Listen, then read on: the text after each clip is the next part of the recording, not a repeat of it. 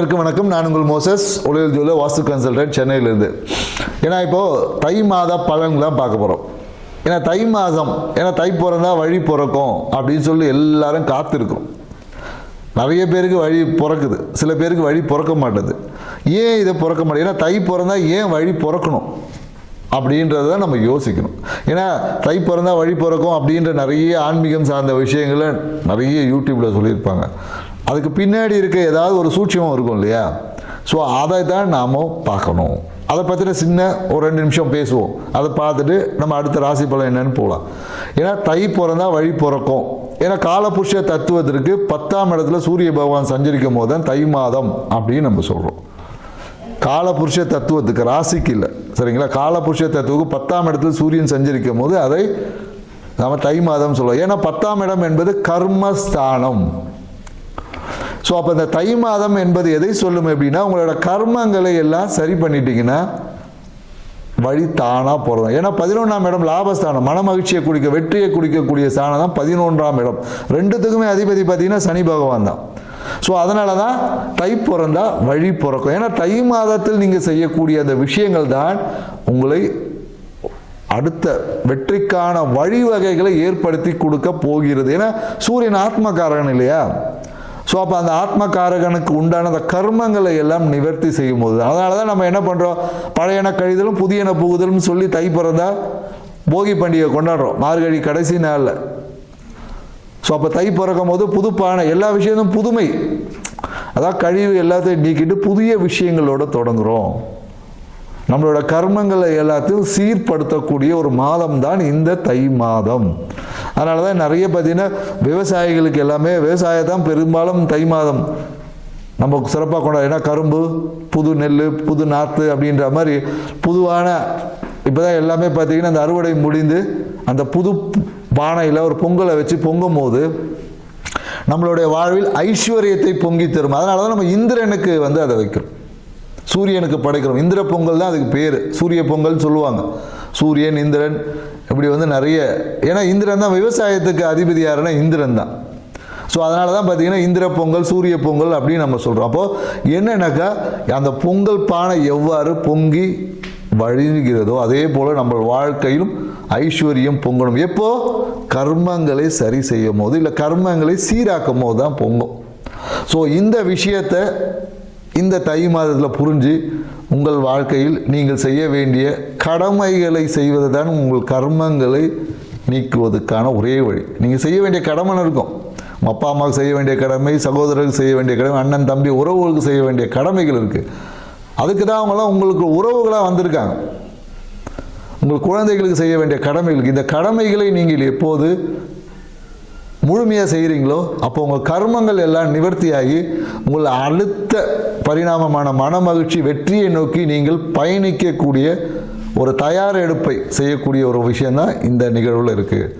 இந்த புரிதலோட ஒவ்வொரு ராசிக்கும் என்ன மாதிரியான தை மாத பலன், கிரக நகர்வுக்கு ஏற்ற மாதிரி தை மாத பலன் எப்படி இருக்குன்றதை டீட்டெயிலாக பார்க்கலாம். வாங்க வீடியோக்குள்ள போகலாம். ஸோ கும்பராசிக்காரர்களுக்கு இந்த தை மாதம் எப்படி இருக்கும் போது தான் பார்க்க போகிறோம். ஏன்னா தை பிறந்தா வழி பிறக்கும், ஏதாவது ஒரு மாற்றம் நம்ம வாழ்க்கையில் நிகழும் என்று எதிர்பார்த்த கும்பராசி நேயர்களுக்கு இந்த தை மாதம் கண்டிப்பாக வழி பிறக்குமான வழி அமைவதற்கான ஒரு வழியை ஏற்படுத்தி கொடுக்கும். முதல்ல ஒரு வழி போடணுன்னா ஒரு சுவடு ஒன்று வரல, அந்த சுவடை இந்த காலகட்டத்தில் ஏற்படுத்தும். அதுக்கப்புறம் வழி பிறக்கும். ஸோ இந்த காலங்களில் பார்த்தீங்கன்னா வாழ்க்கை துணையுடன் நல்ல அன்பு, அந்யோன்யம் அதிகமாக இருந்திருக்கும்.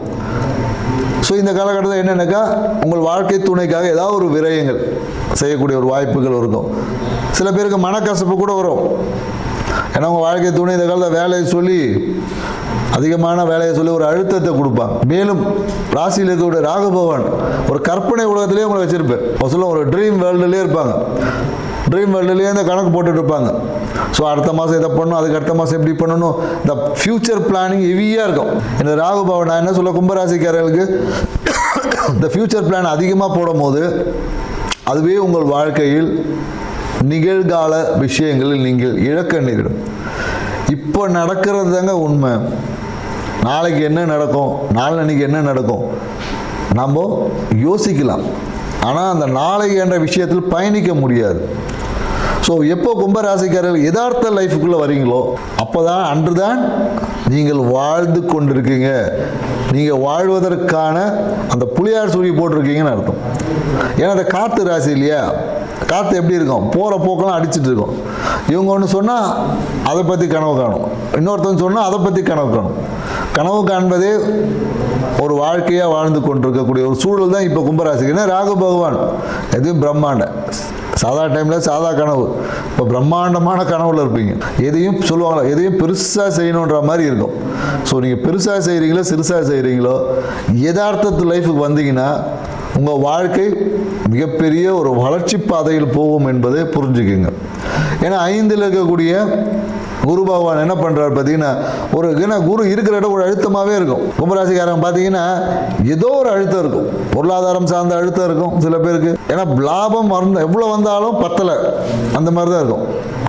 எவ்வளோ வந்தாலும் அனுபவிக்க முடியல, எவ்வளோ வந்தாலும் திருப்தி இல்லை, இந்த மாதிரியான விஷயங்களுக்கு. ஏன்னா கும்பராசிக்காரர் வருமானத்துக்கு குறை என்பதில்லை, அந்த வருமானம் பத்தலன்னு வேணா இருக்கும். அந்த வருமானத்தை கொண்டு இவங்க ஒரு செயல் செய்வாங்க, அதுவே இவங்களுக்கு அழுத்தமாக மாறும். ஸோ அதனால் கும்பராசிக்காரர்களுக்கு மன அழுத்தம் உண்டான கண்டிப்பாக மன அழுத்தத்தில் தான் இருப்பாங்க. இந்த மன அழுத்தத்தை போக்க என்ன பண்ணணும் என்ற ஒரு வழியை தான் நீங்கள் பார்க்கணும். மன அழுத்தத்தை போக்குவதற்கு நீங்கள் என்ன செய்தால் மன அழுத்தம் போகும், அதிகமாக சிந்திப்பதை விடணும். இதுதான் மன அழுத்தம் போகிறது ஒரே வழி.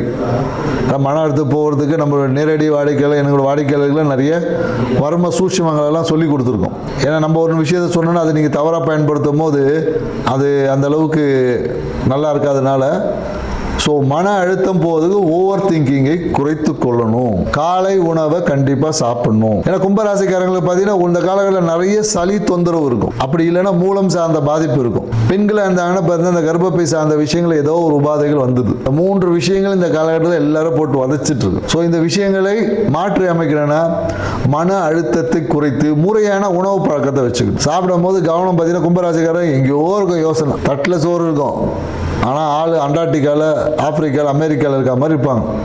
எங்கேயோ எண்ணத்தை செலுத்தி கொண்டு சாப்பிடுவாங்க. ஏன்னா நம்ம முன்னோர்கள் சொன்னால் சாப்பிடும் போது சாப்பாட்டு மேலே கவனத்தை வை. அவங்களாம் எவ்வளோ ஜீனியஸ்ன்னு தெரியல. ஏன்னா இன்றைக்கி இருக்கக்கூடிய மருத்துவமாக தான் சொல்லுது, கண்கள் எதை பார்க்கிறதோ நீங்கள் எவ்வளோ சாப்பிட்றீங்க அதை வெயிட்டை வந்து எவால்வேட் பண்ணணும், அதுக்கான ஹார்மோன்ஸ் சுரக்கணும், எவ்வளோ வேலை செய்யணும் தெரியுமா. ஆனால் உங்கள் மனம் எங்கேயோ பறந்து கொண்டு இருக்கும்போது நீங்கள் சாப்பிடும் போது உங்கள் உணவில் உள்ள அந்த சுவையை உங்கள் நாக்கு உணர முடியாமல் போகிறது. அந்த நாக்கில் இருக்கக்கூடிய அந்த உணவோட வெயிட் போட முடியாமல் போகுது.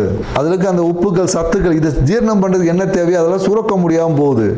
இதெல்லாம் போகும்போது தான் வியாதி என்பது உருவாகிறது. இதெல்லாம் மருத்துவத்தில் இருக்கிற மிக நுட்பமான சூட்சம், சித்தர்கள் சொன்ன விஷயம். ஸோ அதனால் கும்பராசிக்காரர்கள் சாப்பிடும் போது முறையான உணவு பழக்கத்தை வச்சுங்க. சாப்பிடும் போது கவனத்தை சாப்பாட்டு மேலே வைங்க. இந்த ஒரு விஷயமே உங்கள் வாழ்க்கையில் மிகப்பெரிய ஒரு உச்சத்தை அடைவதற்கான வழி இருக்குது. ஏன்னா அடுத்த குரு பயிற்சியெல்லாம் பார்த்தீங்கன்னா குரு 6ல் இருக்க போகிறார். 6ல் இருந்தேன்னா மிகப்பெரிய அந்த ஜீரண குறைபாடு, டைஜஷன் சார்ந்த விஷயத்தை ஏற்படுத்த தயாராக இருக்கார். நீங்கள் இப்போத்துலேருந்து இந்த 2026லேருந்து இந்த விஷயத்தை கடைப்பிடிச்சிங்கன்னா வரக்கூடிய ஜூன் மாதம்லாம் நீங்கள் இதுலேருந்து இலகுவாக வெளியே வர முடியும். இல்லைன்னா கும்பராசிக்காரர்கள் கடன் பிரச்சனையில் போய் சிக்கிடுவீங்க. ஸோ உங்களுக்கு 6 மாதத்துக்கு முன்னாடியே ஒரு அலர்ட் கொடுக்குறோம், கவனமாக இருங்க. நன்றி, வணக்கம்.